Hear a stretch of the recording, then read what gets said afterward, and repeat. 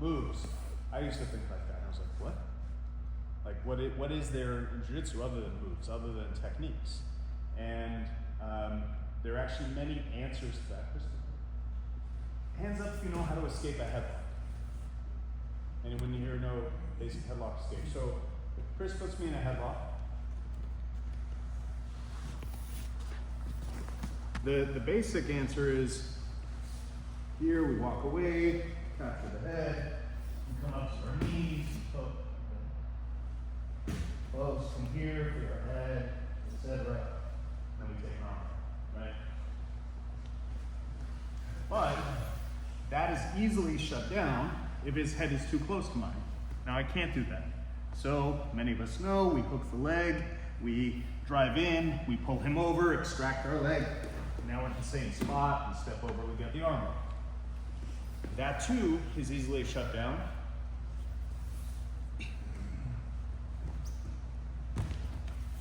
If his leg is down. If his leg is down, we can't hook. If his head is down, we can't frame. So we come up here, drive our weight, and free our head, right? So the question is, if you know the first technique, you know how to get out of a headlock by framing, but that's all you know. Do you know how to escape a headlock? Well, it's a tricky question. Yes and no. And really the answer is no. You know how to escape one of the possible situations in a headlock. And one of the coolest things that jiu-jitsu has taught me is systems thinking. You don't actually know how to escape a headlock unless you know the system of escapes. Unless you know what to do in these various situations. And so the idea is like, what is there in jiu-jitsu beyond moves? There are many answers to that. Systems is just one. So we're going to talk about some systems from 93 guard. And those not familiar with the name, it's just a half guard with a high shin shield. Now, we at OpenMat in Toronto, we have a teacher training program that I run. And one thing, of course, anyone here who's either already an instructor or will become one or wants to is always welcome to join that. One of the principles we talk about is PEMD. If I just show a move, say it's a complex move, I start showing the move like 3 moves in, 5 movements in, 7 movements in. If you don't know that that's like a 7 movement technique, you don't know how much attention to be given to each piece. So instead of starting by explaining the move, we preview. We teach it once without instruction, then we explain it, then we talk about mistakes, then we demonstrate it again, and then we ask questions about it. So normally in a seminar, what's done is we'll show a move, and then everyone will practice that move, and then I'll show the next move, practice that move. So we want to do things a little differently today. And one of the things that when you're teaching a seminar, we have white belts and we have black belts. And if I show things that are only serving the black belts, then a lot of us who are in our first year or 2 or 3 of jiu-jitsu, like it'll be hard to keep up. So we really have to make sure that it's something that works for everyone. But as a result, sometimes we don't get to the advanced stuff. We don't get to show the black belts and the brown belts and the purple belts, the more sophisticated stuff. So rather than do the traditional thing, one technique, and do it, we're going to do that. We're going to start, I'm going to show you the system. I'm going to show you the big picture first. We're going to take, so just so you're not getting antsy, it'll be like 5, maybe 8 minutes of going over the big picture. What'll suck about it is one of the most fun things for the instructor, just teaching a class, is, I'll show something basic, people get it, and then I'll show something that's like super wow, and everyone's like blown away by it. We're going to kind of ruin that surprise, but I think this will be a better way to learn, and a way that those who are a little newer will get some real value, and a sneak peek, and this is why I wanted to record and suggest if you want, when we get into the technique throughout the class, you're welcome to, because, I love that Corey and Haley brought me back, but the question is like, what's the value of me being here for, like, in terms of instruction, 2 hours?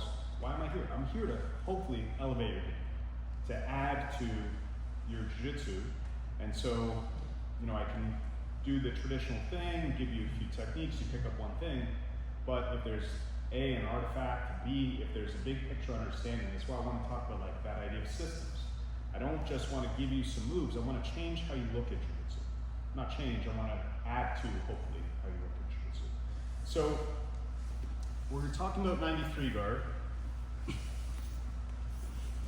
which is a form of half guard. So one leg is between legs, and this some people call a Z guard, and these are all just forms of half guard. But this knee high is generally what refers to what is referenced as half guard. Now, I always like to think in these ways as like, what is the system? And so we want to look at, there are going to be attacks on this side, there are going to be attacks on this side, there are going to be attacks in the center, but we want to understand the big picture of what is happening here. In a closed guard, I have, or even a full guard, which is just 2 feet free, he has more barriers. Half guard, in a sense, is inferior to that because he's bypassed one barrier. He's bypassed my foot. So now he wants to go further and bypass my knee.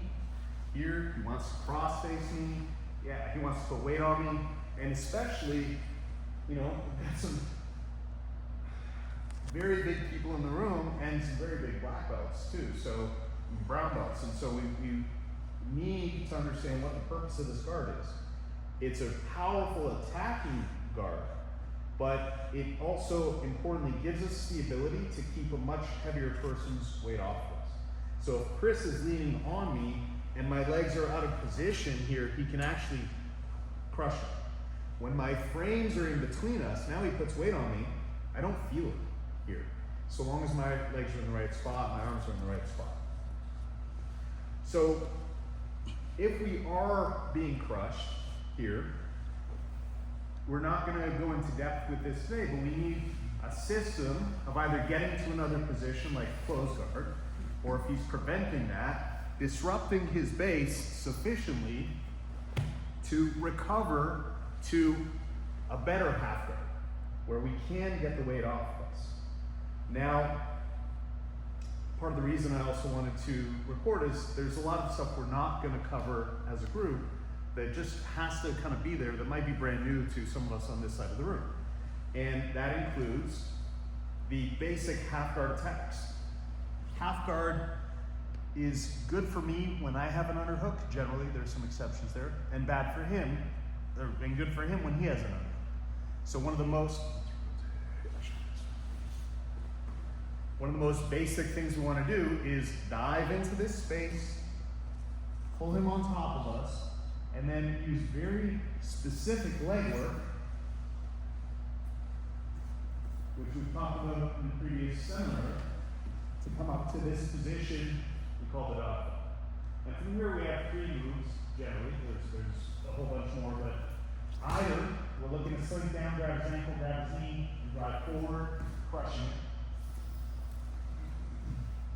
Or if we're trying and he's driving into me and I can't, or I should say, actually, the first thing we should do, there's a fourth that is so basic we almost don't talk about it. He's doing the right thing by whizzing. If he wasn't whizzing, well, I should just slink out and take his back. But because he's whizzing, overhooking my arm, that's not an option. So that's when we might choose to go for his ankle and drive him down. Or because he's whizzing, and it's going to be hard to do that, we can roll under here, come up into the same spot. Or the most basic of those options from the dogfight, when he's whizzing, is to air guitar and still attack the back. So in terms of 93, it should actually go back to your basic half guard game, and that should, from my perspective, that should be your basic half guard attacking game. So before we get into grips and the various options, it's creating space coming here. For the more experienced folks, we might not only off balance him that way, but this way. When he recovers, then we can come this way. Okay. Now, I like to, so with that out of the way, understanding that first and foremost, this is just a half guard. And some of your strongest half guard options are when you have that underhook and you're deep under it. Now we can talk about the rest of the game as 93, and I want to talk about it first from an Obi perspective, because that doesn't rely on the grips, and the grips will change things. So on this side, to start, one of my favorite options. Actually, let's first talk about where our legs want to be. So he puts weight on me.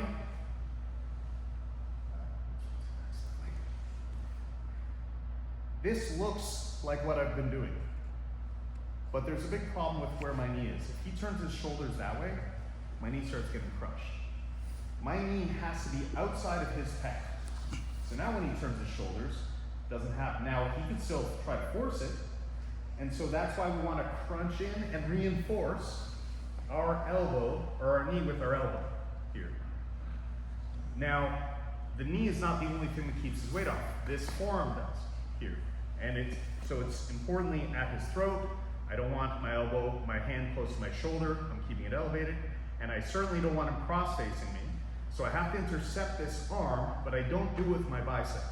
If I do it with, or my hand on his bicep. If I do it with hand on the bicep, when he goes, he can not only pummel inside, and if he does, we have to use this hand to hold it at bay until we get back here.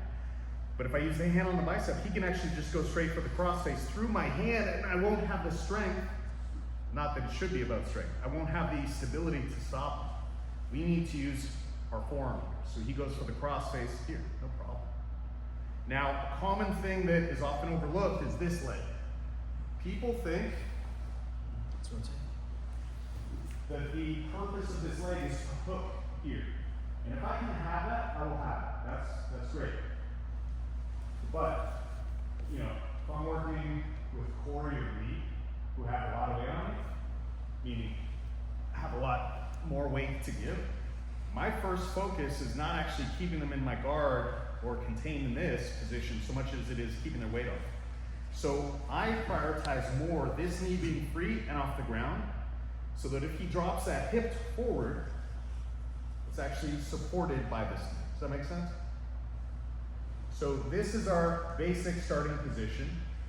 What are some other things we're concerned about besides just, and then I should say, as he puts that weight on here, if he gets through any of these, he gets a crossface, I have to work out of it. If he gets inside my leg or crushes my leg somehow, I have to deal with that. I have to get back here. If he stuffs this knee and gets over it, we have to extract it. We're trying to reset to this position because it's such a strong position, even if I don't know what to do from here. To keep his weight off me, it offers so many options. Now, what are some other things he's going to try to do? Well, we know if he can't just crush me, one thing he might try to do is knee cut and step that leg up, right? When he steps that leg up, yeah, I don't want that leg coming up. So what I'm actually doing, is crowbarring this way. So when he tries to step it up, it feels stuck to the ground for him.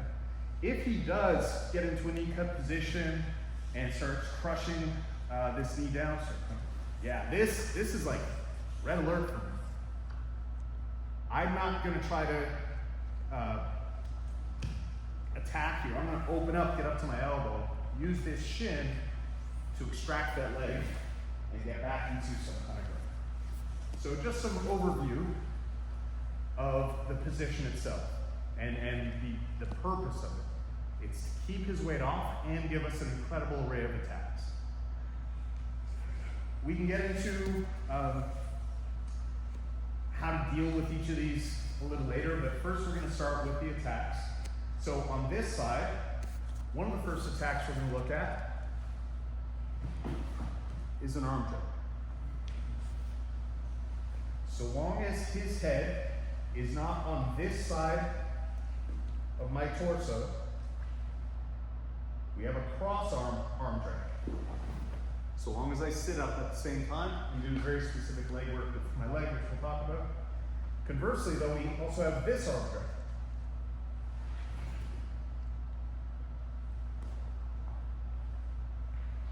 On this side, he wants to cross face me. We can push his head to this side of our knee in high belts. For me, I insist that this must be first before I try to attack this arm. And now we can just take an inverse arm bar here. He can, in this position, he can easily turn his thumb. And that eliminates the arm bar, but maybe opens up Kimura. Or another arm bar.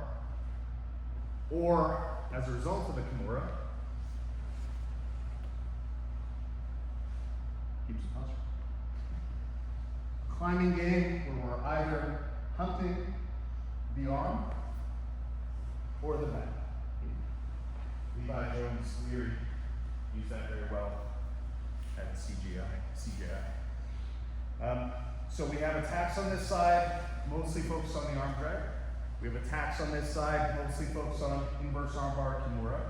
And then in no-gi, we can extract our bottom leg, kick and sit up to break his base, and we have this guillotine.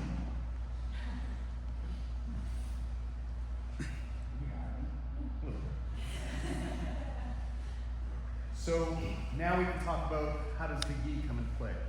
The various gripping situations we're going to look at are collar and sleeve, or collar and pants, or pants and sleeve. And there are options for each of them.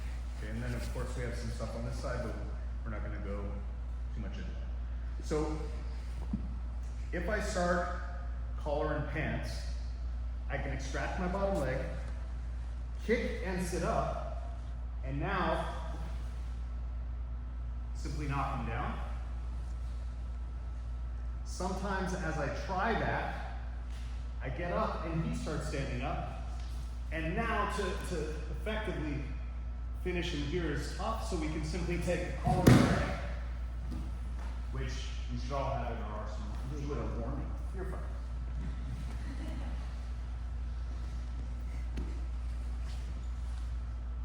Anytime we have this collar, if we kill that base in the gi, we have a loop choke. If he breaks this grip, we go to the sleeve. Our first attack, we come up to our knee, and we knock him over here, come up on top.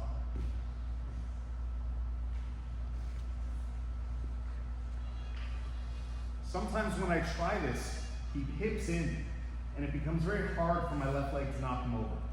That's when, and there's a cool Ontario jiu-jitsu story, about this sweep in particular. I'll talk about later. I'm taking over this.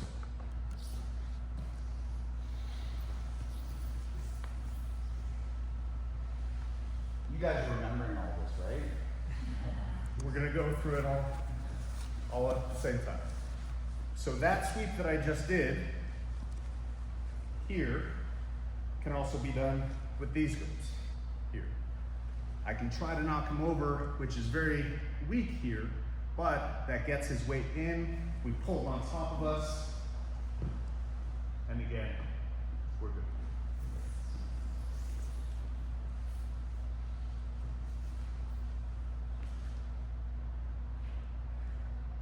So, again, we have these three main gripping situations. 1, 2, and 3. And then of course, we'll talk more with the higher belts. There are things we can do on this sleeve, here, John Lanes and whatnot. And then, just one thing to throw into the mix. One thing he'll try to do often is to swim inside my shin and start getting an under. When this happens, if ever they break the rule of your elbow and knee are in touch, now if I just put this hand on the hip, I have a nice little arm bar here.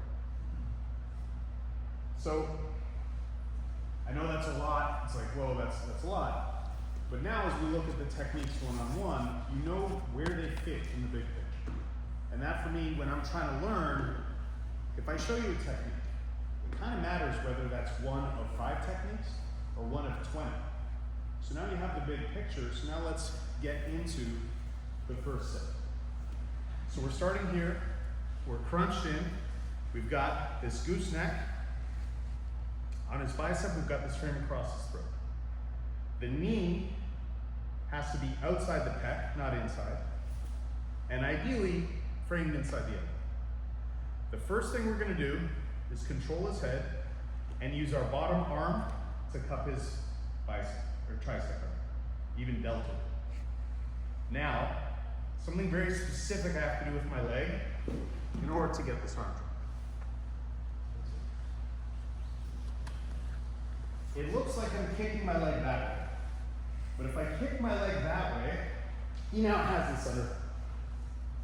So there was this old hip hop group called Kid and Play, and they had this funny dance where they did this motion.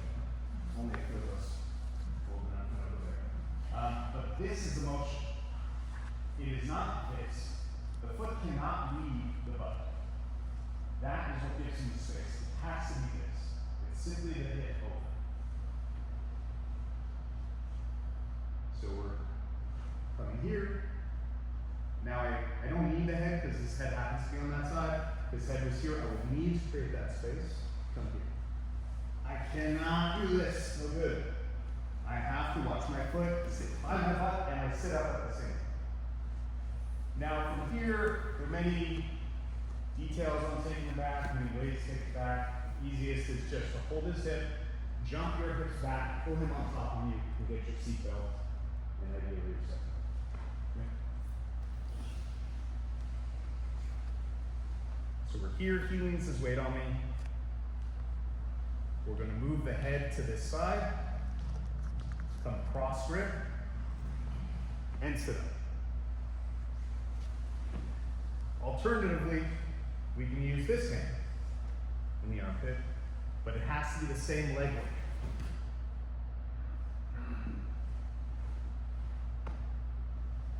So we're only practicing that arm drag to start. Everything else was just a preview of the rest of today. Questions? Anyone need to see it again? One time. So again, we're here. I make sure his head comes to the side. I cup with no thumb in his armpit. I do the Kid and Play leg work, and I sit up. Here. Good. Or I use this hand, same leg work. And in this case, I'm a little further from him. So I like to get up to this knee first before I do whatever. I'll hold that hip, jump back, and that creates a little pocket for his hip to fall into, and we're good. Cool? Let's do it on 2. 1, 2.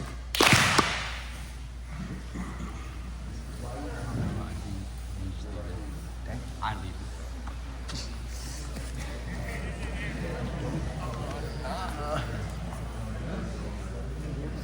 I can't lie.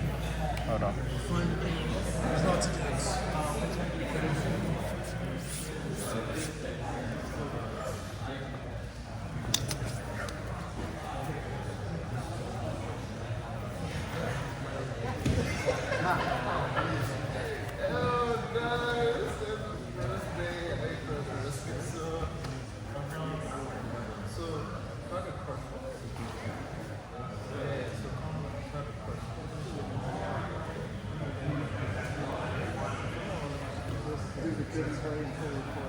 Elliott, this one's confirmed again. So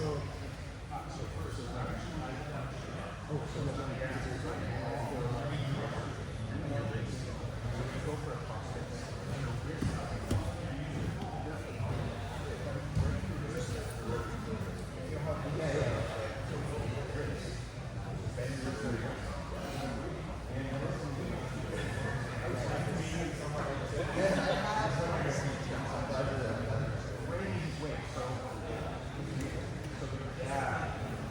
pushing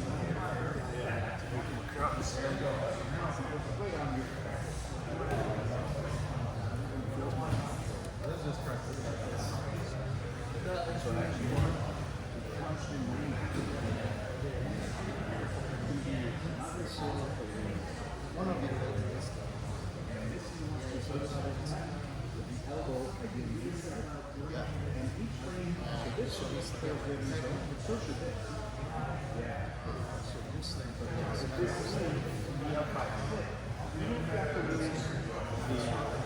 That's okay because he swells this hip forward, you're still going to have the ability to this one's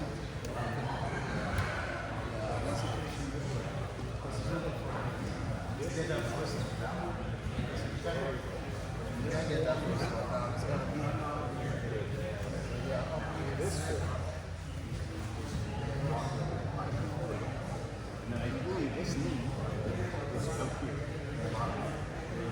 Yeah. If I can also hook his calf.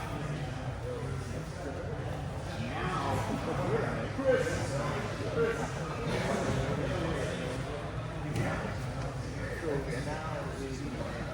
Chris, I'm trying to remember the fitness. So I think you have the goose.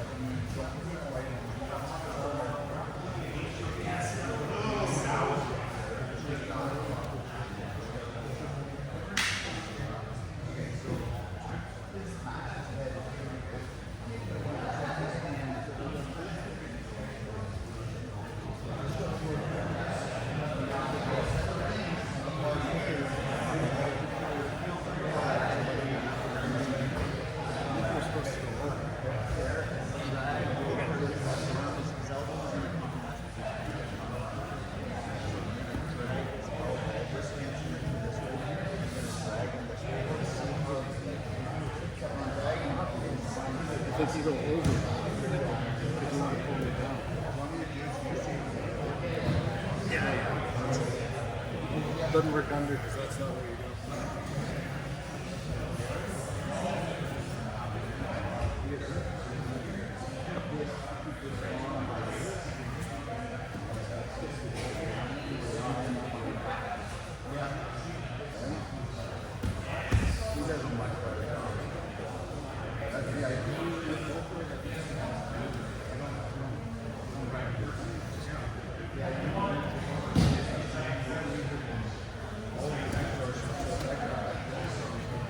It really is the typical F4.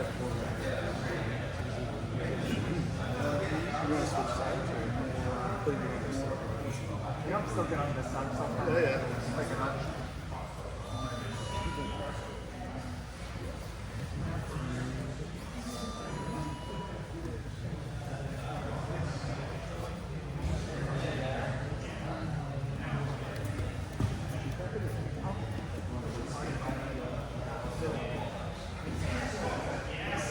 It's harder on me too because I've got that.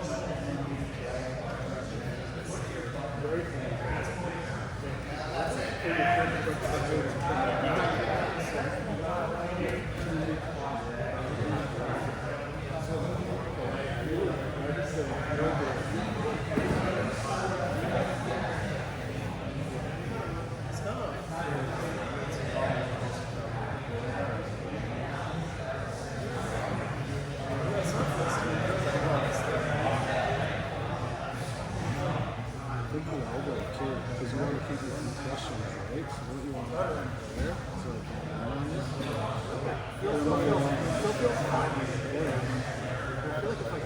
I'm not telling you. I'm just talking it out with you, brother. Yeah. I was trying to go for you.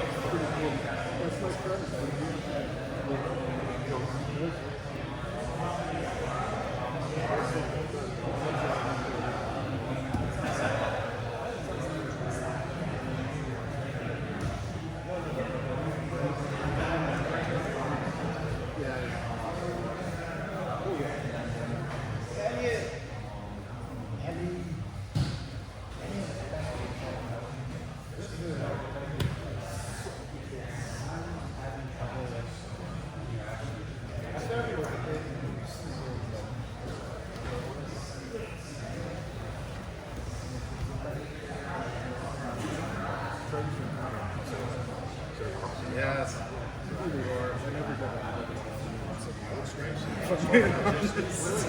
So what about Pretty much done. Yeah. I've been rolling to them, but I lose every single time. They're just too little out guys. So just get them ask me, what's your biggest problem with that? Yeah. Okay, so for that leg, push it here, right? It's still only simple. Yeah, I guess I had an excuse like playoffs were going on. It's like, oh, I've got to go home, watch the playoffs, and take the ego for thing.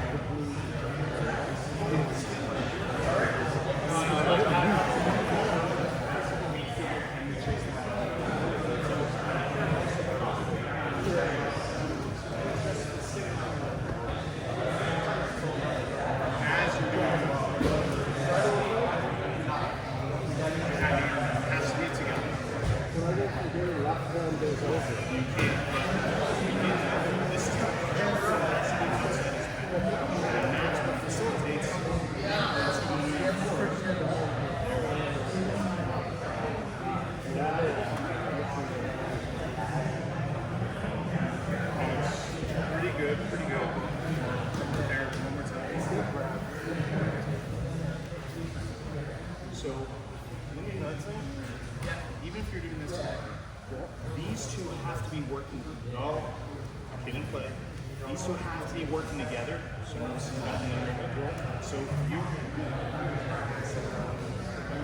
He has to be something. You're pulling against the push of your chin. As you said, so it has to be that they're working together. It's not like a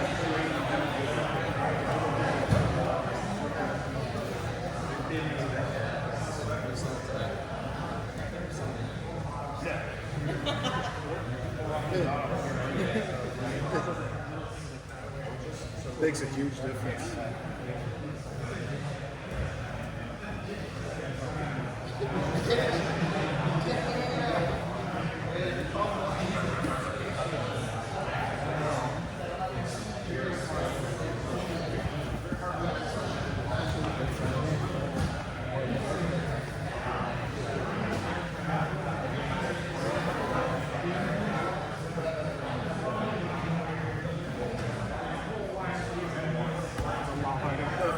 It is, yeah.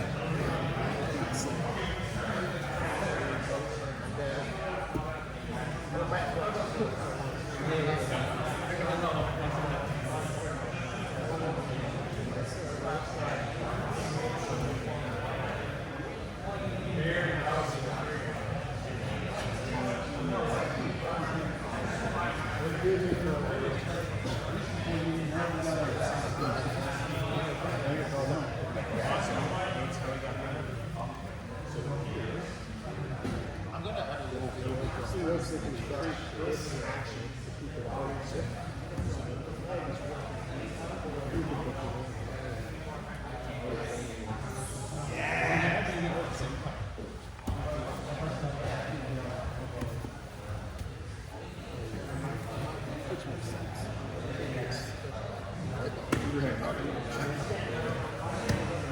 you have to do any of this over before? No, it's like a little bit. When I was a kid, I did MMA.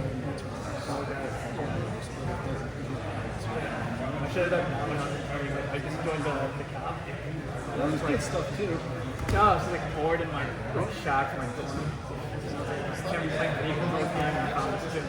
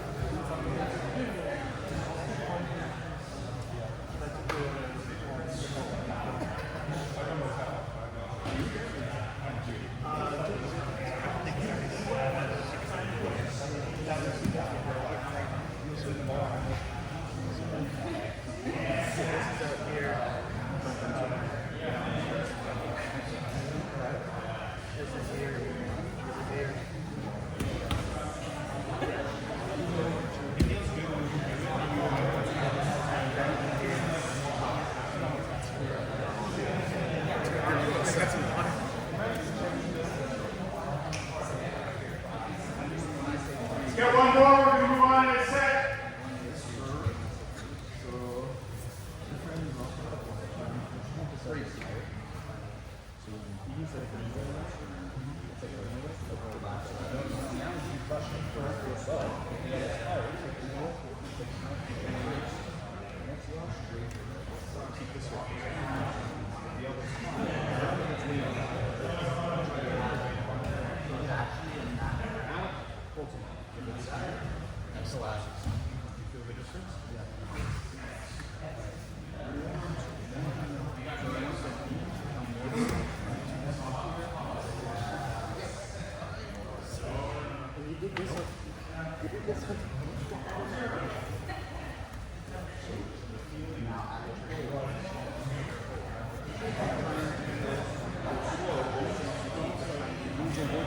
Together as you sit. So pushing through his arm as you sit.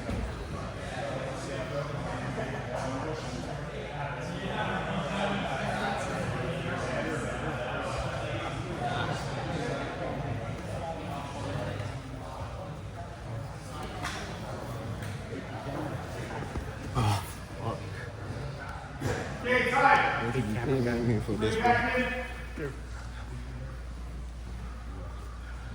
Probably gonna ask for this recording. Yeah.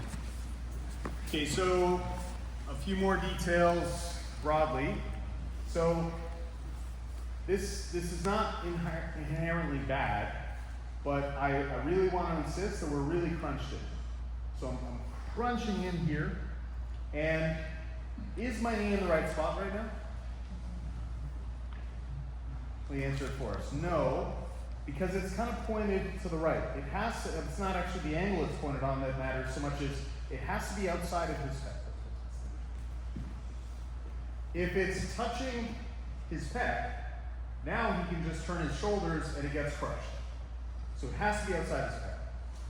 I crunch in, which facilitates this arm here, and one concept I was sharing with Nadine is that each frame should be able to hold his weight independently. So my left arm here should be able to hold his weight even if the knee was not there. If it's here, yeah, it's too crushable. It doesn't look entirely wrong But the secret of frames, at least with the upper body, is that the humerus, the upper arm bone, has to point in the direction of whatever's coming towards you. If something's in between us and my humerus points that way, but the pressure's coming this way, it's not going to serve. It has to point in that direction. Does that make sense? So Lee's weight would come on this angle. So if my arm is here, we can see how even if my knee is here, it's getting crushed. But if it points up in the direction that he's coming, he starts coming forward. Now, even on its own, it can hold his weight.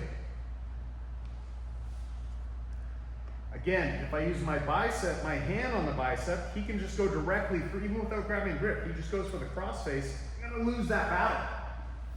Even if he would lose the battle being much stronger, even if I was the person on top, being smaller than him. But if I use a gooseneck, a bent wrist like this, and just let my wrist touch as he goes for the cross face, size difference is irrelevant. So there's a beautiful series of half guard passes where he switches to like a Kimura half here. If this knee is too deep through, then when he drops his hip, yeah, he starts putting weight on it. But if the knee is at his hip when he tries that, it keeps his weight. So our initial position is here. Now, we're going to move on from the arm drag. I still saw a little bit of this, but generally it was much better. But one thing I didn't emphasize is it has to be that these two are working together.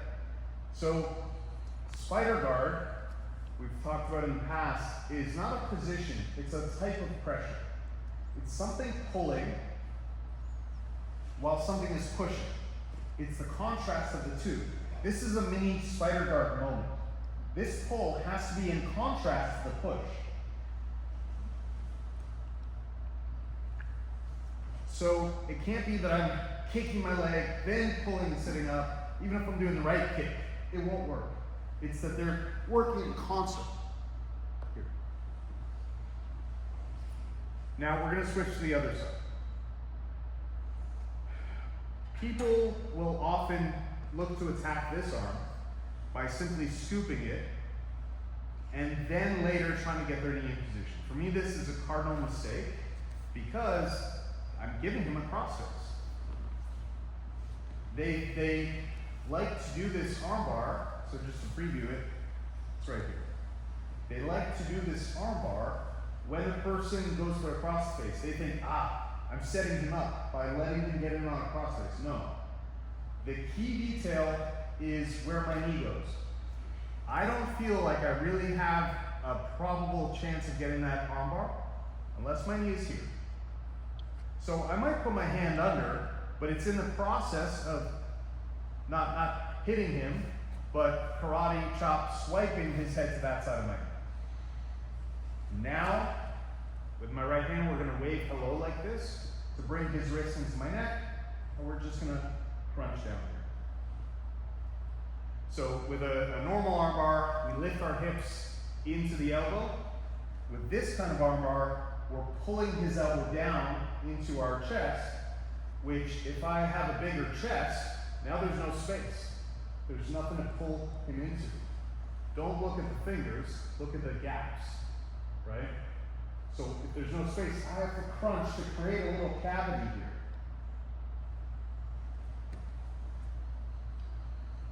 So we're here, same starting position. We're going to swipe his head to the side, scoop his elbow. And now, if I can, I want to minimize his wrist's ability to turn. So I'm going to pinch my ear to his shoulder here. Now, I'm simply, again, if I need the space, I crunch to create it. But I'm simply pulling in here. I use a butterfly grip. I can just hold genie grip with my elbows. Very, very high percentage, very strong. One more time.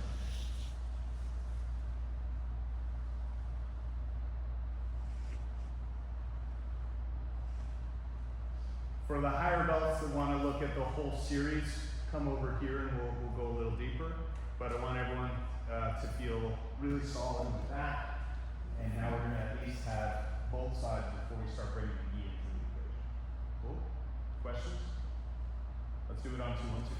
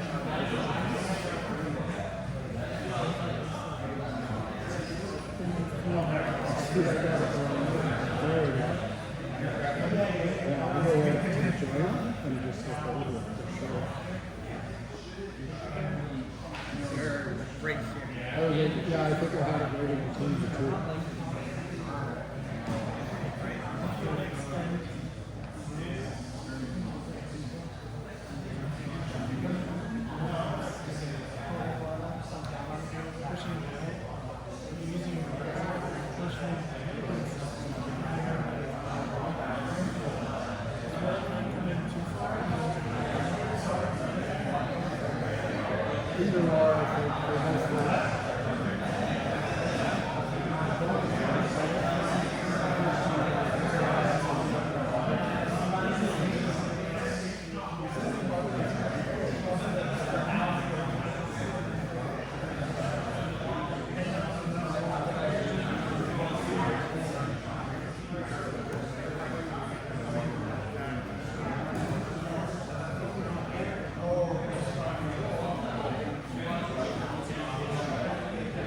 he's got his thumbs over too, right? It's actually his thumbs over, right?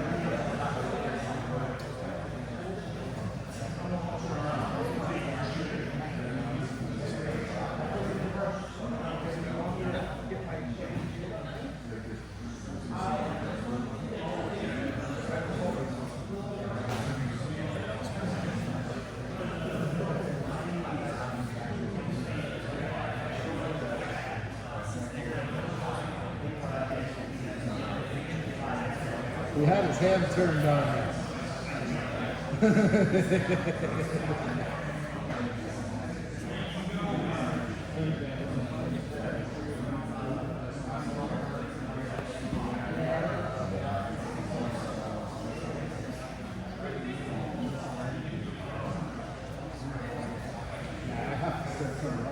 There's no room with that. They just push. Yeah, you push a little more to get the rubber. Yeah. I think that's what I was missing.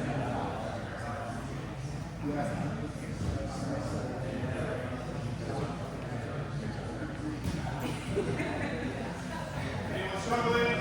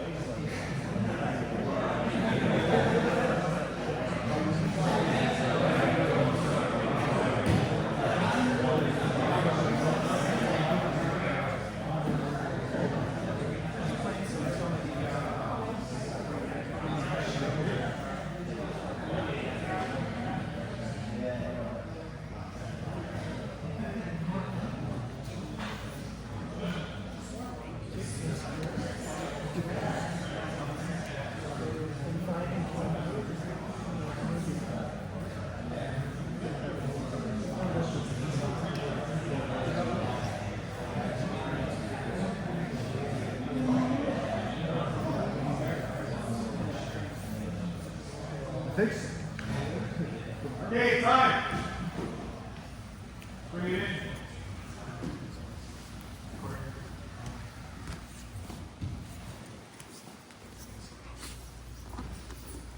Okay, so before we get into this one, for any higher belts that want to see the rest of the Troy bar, inverse arm bar, or a sequence, we'll work it on this side. But now we have, for everyone, we have attacks on this side, we have attacks on this side, before we've really started to talk about the gi. And so I'll share the video either online, like publicly, or if anyone who wants it, so you'll be able to see the stuff we're not working as a group. But now, at least, first and foremost, put your weight on. We have a way to keep even a bigger person's weight off of us, but we just have to be very specific about where we are. If he puts the weight on now, like, really bad news, right? So, and even like, well, not even, for everyone, including, and I'd say especially the higher ones, like the distinction between this and this, like, matters a lot. Because him having weight on me or not matters a lot, right? There's a lot of matter. So finding the angle, like Just turn slightly and drop your weight. Yeah, like, ugh. Now do it. Put your weight. Like, you know, as an example, what we talked about at the beginning, like, isn't jiu-jitsu just moves, techniques? Like, yeah, there's something technical there, but that kind of, for me, is some of the real magic. Like, if I can just keep the bigger person's weight off, then I'm going to be able to do my moves. But if I can't, the moves aren't going to help. So now we're going to start employing the gi.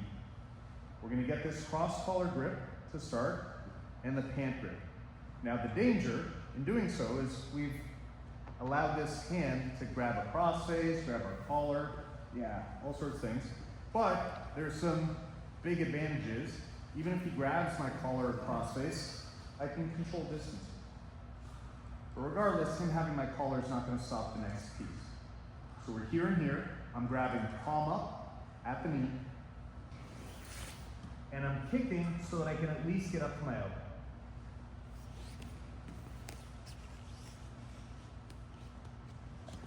So we're here. I kick and sit up at the same time. Now, I'm going to either with my bottom leg, here, or I can extract my top leg. I have to get up to this knee, and now, simply a little karate punch. We're pushing, okay? So, we're starting by framing. This frame, as a frame, this grip is not as good. But it allows us to, if you put some weight on it, and the knee's not there, it allows us to add some choking pressure, which has a similar effect. So we're here on these grips. We're going to kick and sit up, and now I have to get up to my knee. Like, I don't have enough balance to push in. Normally, technically, or standing up in base, it should be opposite hand and elbow, or opposite hand and foot, or opposite elbow. So the more like technically sound way to stand is to use my left foot behind me to get up to this knee. But if we have some of the feeling of what a butterfly guards do, this is fine too. And we're here.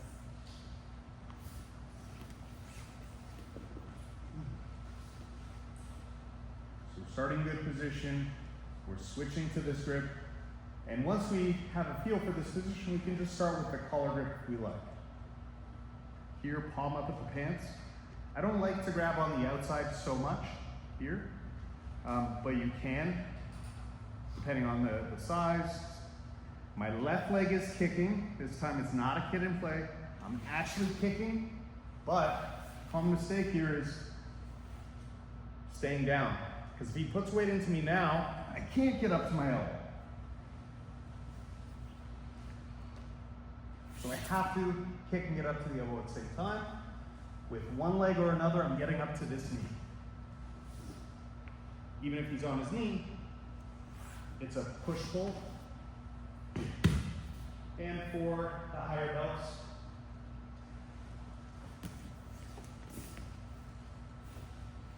you know, if you're working with a higher belt, someone with good instincts, then when you even get up here, they know they're in danger. Certainly once you get up here. So they may stand. And yes, like if you're Corey or Lee, you might be able to make this work, but I don't trust it, because it's just too easy for him to kick that leg back and break my grip. Yeah. But he's perfectly set up for a collar drag, so unless you already know this move, don't bother. But here, super, as those who know it know it's such a strong takedown even against him enough muscle.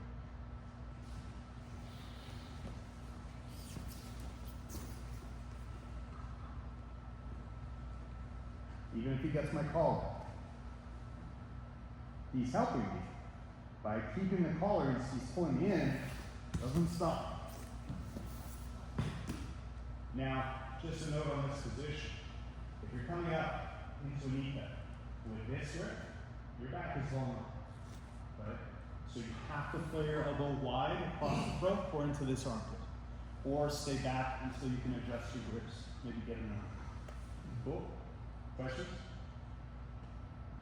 Yeah.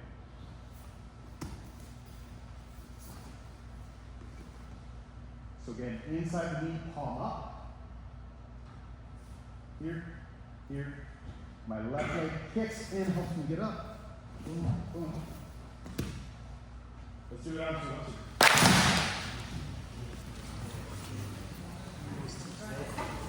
Anyone want to see the more sophisticated, more stuff? Who's already confident with the beginnings of it in this way? Hands up, that's you.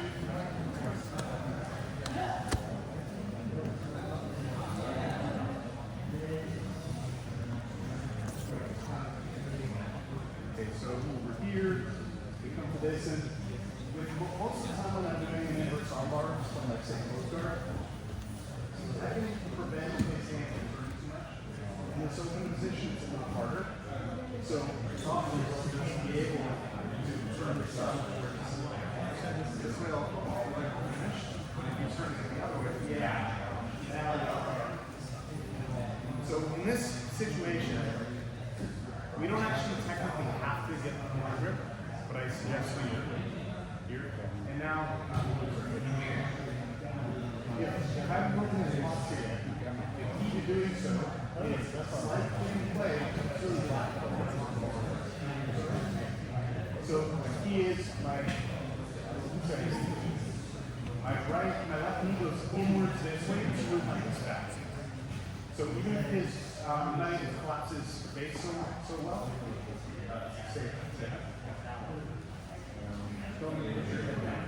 yeah.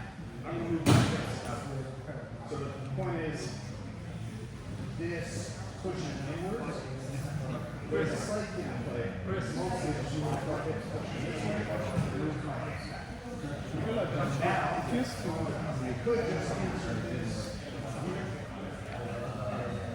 He'll often do this since it's coming from his hands like this. It's not a palm up now, especially with palm up. So you can try to pull it out, but I suggest either here or inside. We're just doing the one that he He's going, this hand is in this ball. Okay? And you can even, so what you're going to do is you're going to use that foot on his hip to push him away. So the foot on the hip to push him away. And as you push him away, you're going to take that leg. So what's going to happen for you is when you don't fall over, when you try and stay, you can use this grip to try and stay connected to him. Take that leg up.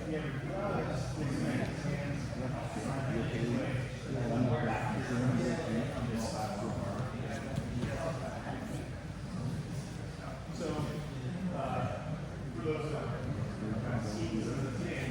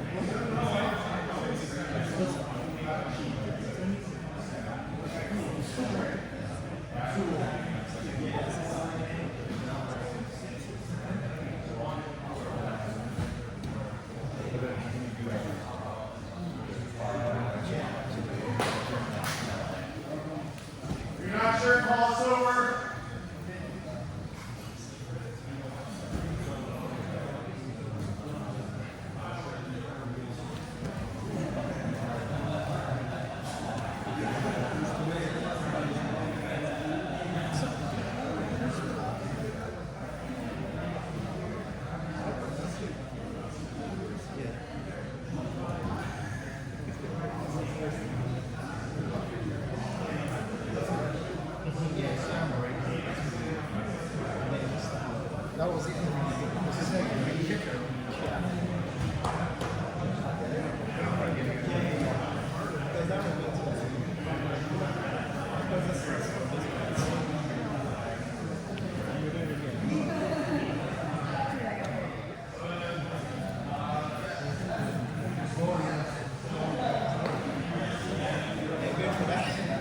She's not all the way.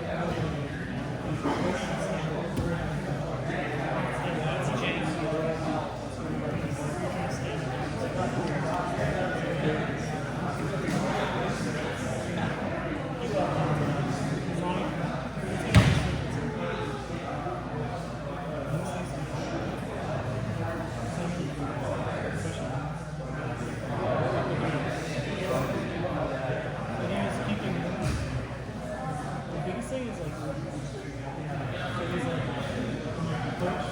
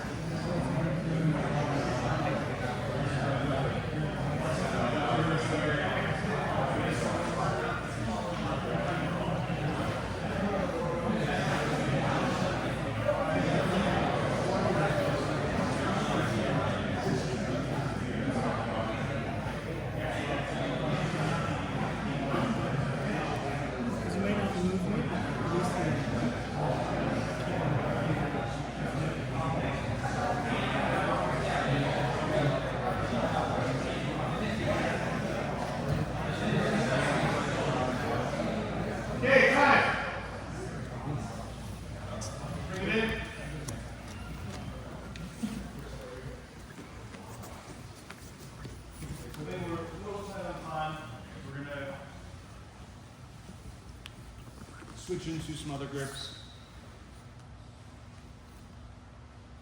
So again, we have a variety of combinations of grips. We've looked at one so far. We could, if he breaks my collar grip here, we can go to this grip here. Or if we don't feel great on this, we can come here. Okay? So we've seen, kind of in the preview, we've seen the spectrum of options.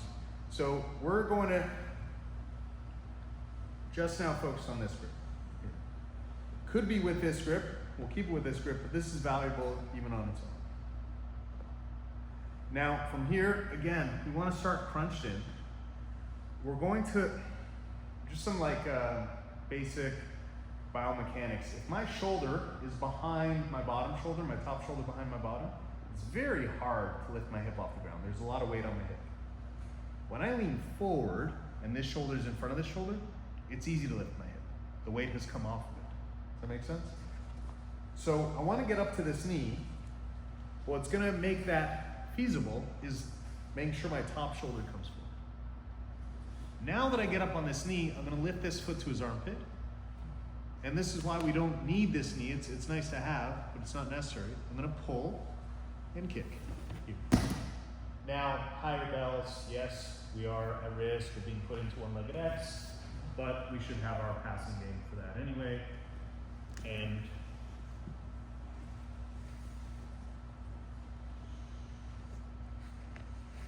one more time, I push forward, come up to my knee. Now I kick. Pardon me. Don't kick me over that. Well, no, I wanted to see that because if I don't, so I'm holding this hand. Yeah, okay. Post. Yeah, I'm holding the hand. That's not sufficient. Why am I holding the hand? To prevent him from posting. He's naturally, even if he's never trained, he's just going to put that hand up. But if it's close to me, he can't.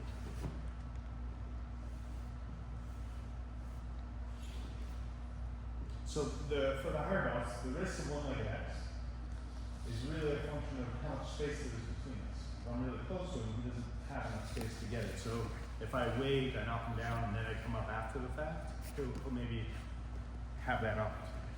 Okay? Having this knee, even the outside grip, either one helps. Certainly doesn't hurt. But it's not necessary. Now, just in the interest of time, hands up if you have done that sweep before. So not too many of us. So if you're, I don't like to divvy by rank exactly, but if you're like not a purple belt or above, I'd certainly make sure you really have that before you do the next piece.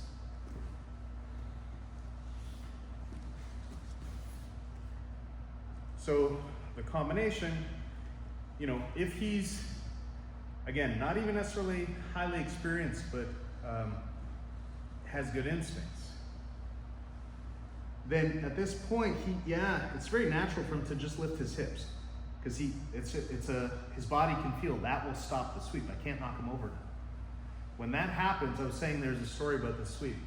For those that know Jocelyn's, Jeff Jocelyn owns a school in Hamilton. They used to have the biggest tournament in Canada. First in their school and then eventually in the gym. And so this was like 98, where there were like no black belts in Canada. Maybe the first one had come at that point.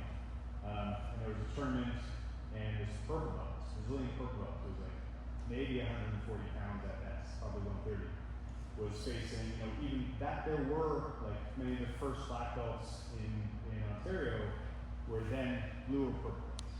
And they were like tough guys, they were winning all the local stuff. There was only like 1 or 2 tournaments a year.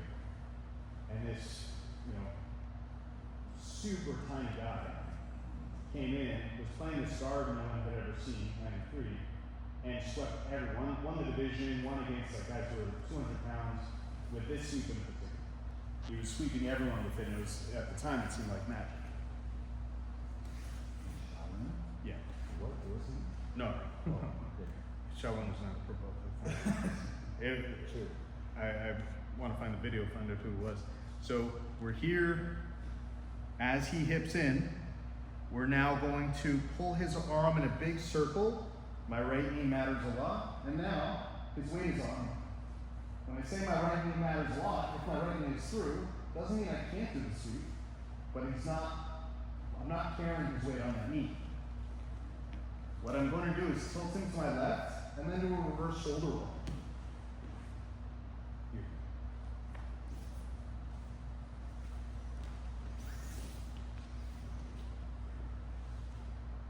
So again, first sweep is the priority. Oh, didn't work, he hipped in, no problem. As I drop, that helps me pull his wrist that way. I create a big arc and both knees are free. I tilt to the left, I kick my legs, and he pulls me up. This is maybe the easiest way to learn it, but this you can do no-gi as well.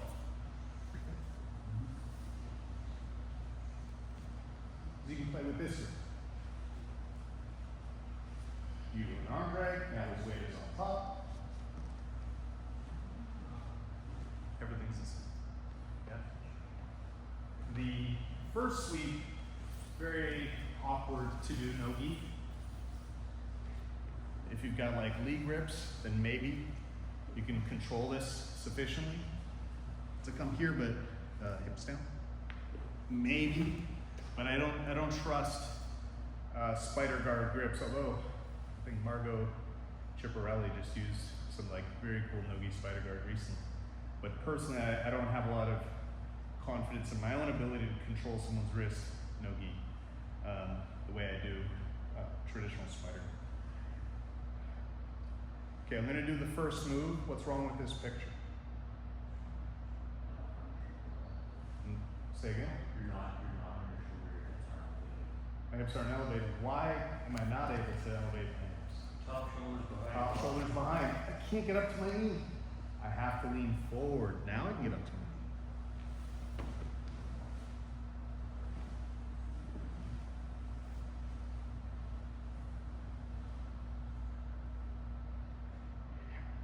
As I lean forward, if he hips in, perfect. Let's do it on two ones.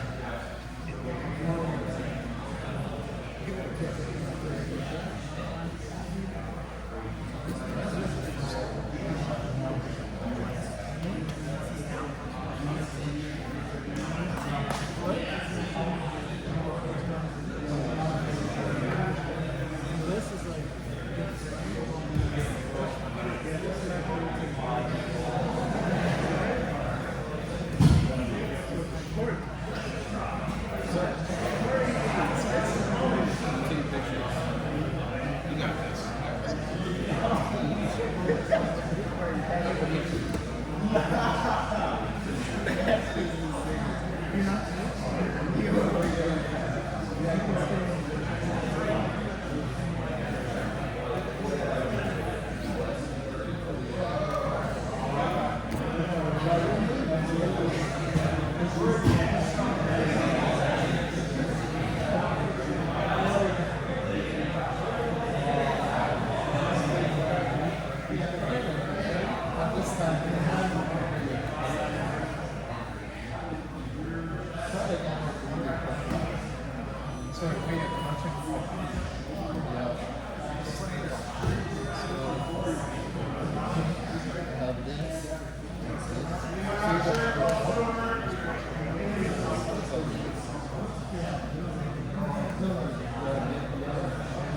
I'm going to fall down from this one. So that kind of stays straight in front of the so I can.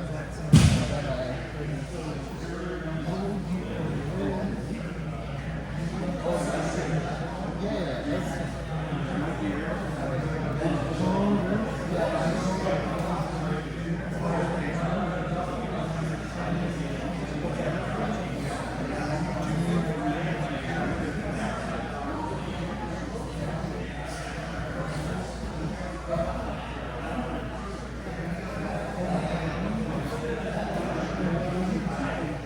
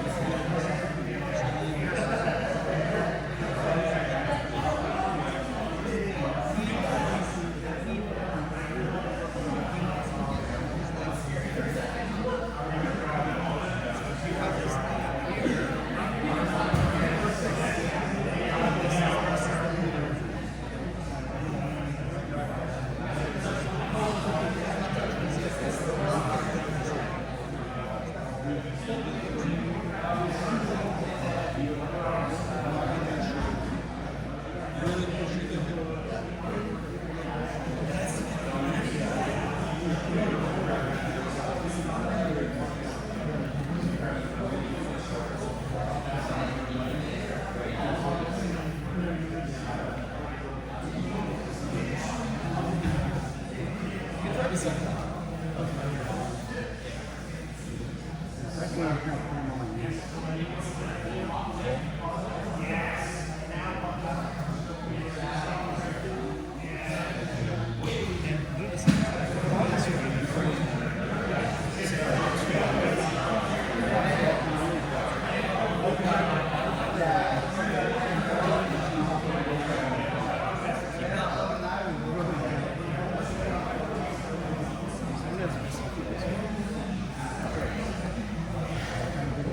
this every. Okay, cool. So go up and just go up to your shoulder.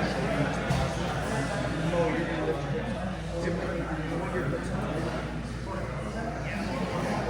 Good. Okay, so now breathe in.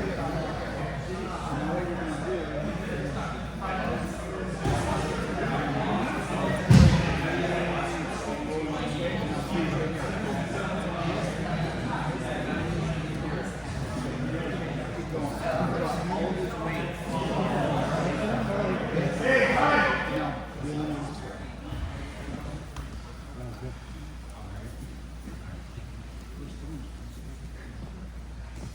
So, when I was coming up in jiu-jitsu, when I started, there were no schools in Canada, let alone black belts. It was many years before black belts came in Canada. And so, a lot of us were like, just, finding others in community, or finding community centers, or we could put mats down and train. Some of us would travel to the States, to Brazil, pick up some techniques, come back, watch VHS tapes for those who know what those are.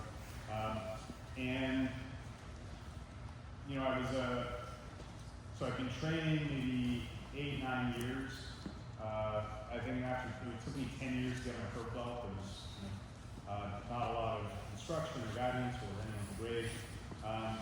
But by the time people were saying, even like legit people were saying, before I was a purple belt, people were saying like I had a black belt close up. I really emphasized that position, but I really you got me in side control. I was maybe an okay white belt, right? So it was really imbalanced. And that's why, when I found Sean Williams, who, trained with many world champions, but the quality of his technique was just, felt like the magic that I first experienced with jiu-jitsu. But maybe about 10 years in, I was pretty good. It was okay. And I went to Henzo Gracie's in New York and trained with Henzo. And I was in a position where I was like, I'm okay. He doesn't have, and he just swept me. He swept me in a way I didn't understand. And it was a movement I had never seen. We all learned shrimping. We all learned, at a certain point, hip heisting, certain movements. There was a movement I had never seen. Training 10 years, I had never seen this movement. And so the next technique we're going to work, use this, which is a lot more common and well known now. It's a crowbar. And, this muscle is not very strong, the adductor here, right? It's not a very strong muscle. But we learn to use leverage, right? If I can push my foot into the ground, now I actually have quite a bit of strength here. It's, those who know Last Airbender, that's the cartoon. Like we're tapping the power of the earth, right? Here, I'm weak, but when I tap in now, I'm using the earth against it. So this motion, so long as you're actually pushing into the ground, is quite strong. So, when we were doing the preview at the beginning, we talked about if we wanted to go to half guard, I didn't mention this, we could just go direct. A little more sophisticated is we kick him, and now there's a bigger gap. We also said we could tilt him this way, and then when he comes back, then we create that gap. So that was the more sophisticated setup. Now, here, if we look at my right leg and his, I have the position I was just describing. My foot is close to the ground, and I have the ability to lever against the ground and not move. What did he do? Even if he had never trained, he's going to do this. He's going to post. But let's do this to the game. If he didn't have that hand available for whatever reason, So this is, I think Sean Williams coined it, as far as I know, the name. It's often referred to as the John Wayne sweep. Okay? So really, regardless of our grips, not exactly, we need to make sure this hand can't post. And there are many ways to do that, but he'll often, when he's putting his weight on, he might grab, but we want to be ready for no-gi too. He might just be resting. Like he might be grabbing my thigh, which is a good idea for him, but he might just have that hand, okay. Now I can make sure he's not going to be able to post that hand. I can set him up by kicking him this way when his weight comes back, okay. Now I'm assisting with other components. I'm not just using my crowbar. I'm using this leg. I'll show a basic version and advanced version. And if I can pull his weight more onto me, and this is a general concept like, stand up. So hands up if you've seen the balloon sweep here. I've taught it quite a few times when I've been here. For me to sweep him from here, very difficult. A lot of sweeps, not all sweeps, but a lot of sweeps require you to actually get their weight on you. Now, you have the ability to sweep, right? So the more, with the John Wayne, the more I can get his weight on, like we talked about with that Shaolin sweep, we talked about, we could do it with many grips, but it's actually about getting his weight on him here. You know, but it was about getting his weight on. So, if he, say, comes for a crossface, he's coming closer to, ooh, easy. So long as he can't post his hand, I'm good. I wouldn't suggest, even for the higher belts, I wouldn't suggest like just give up the crossface. But when you're really going for it, pulling him in, tilting him, boom, helps. So I said that my left leg was helping. So I'm crunching in, I'm pulling him in. The basic way that the left leg helps, and it's the right leg that's doing most of the work, but the basic way the left leg helps is just going that way. The more sophisticated way would be to go slightly under him and actually pull him that way. So pull him more towards his head and his weight is more. Okay. So it could be anything. We could be fighting grips here, he's breaking this one off, something's happening, boom.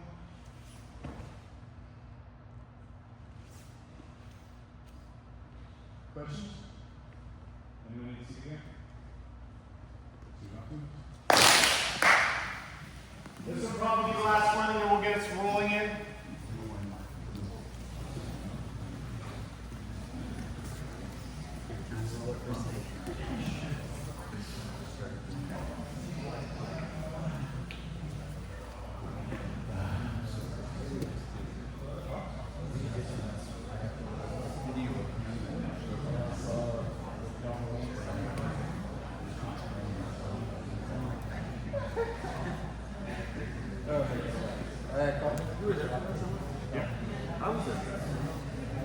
I gave him my nod.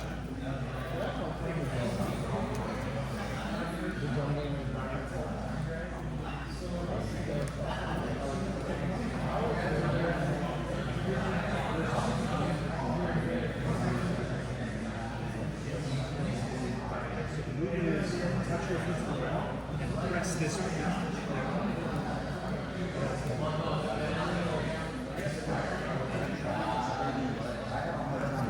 Yeah.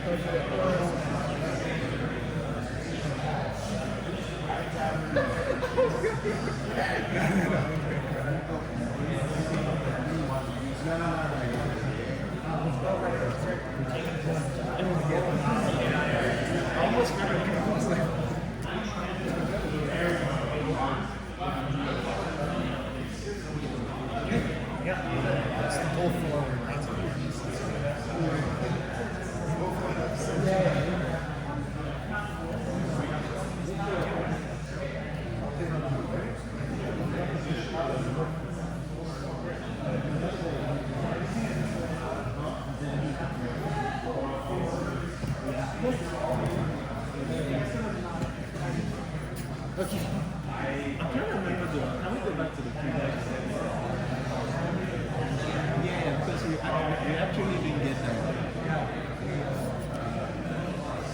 Because I ain't so. Yeah.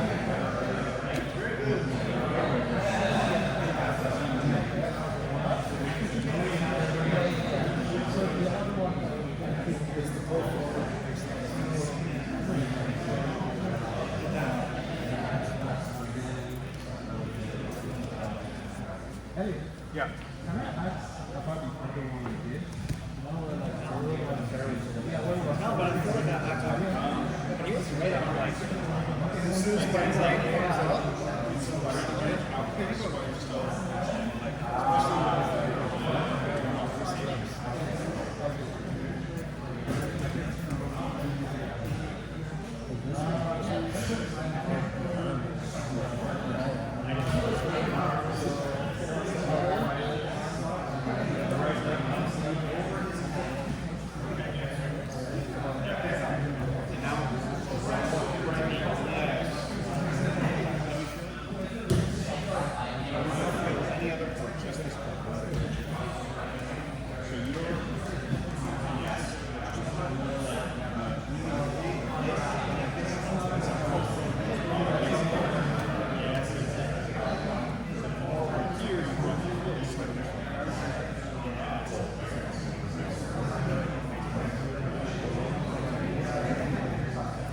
Move on soon. If you're not sure, call me over.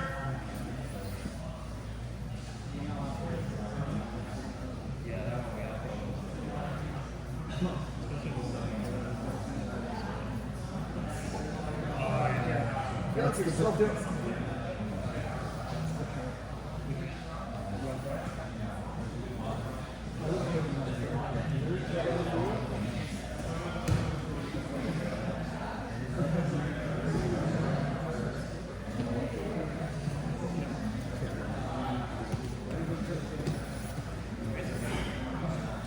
we were doing a little bit before, maybe.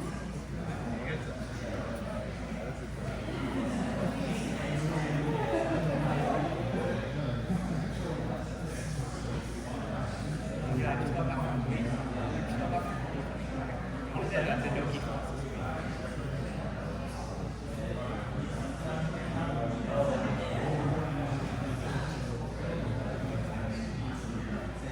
classes. I think yesterday was like I did never see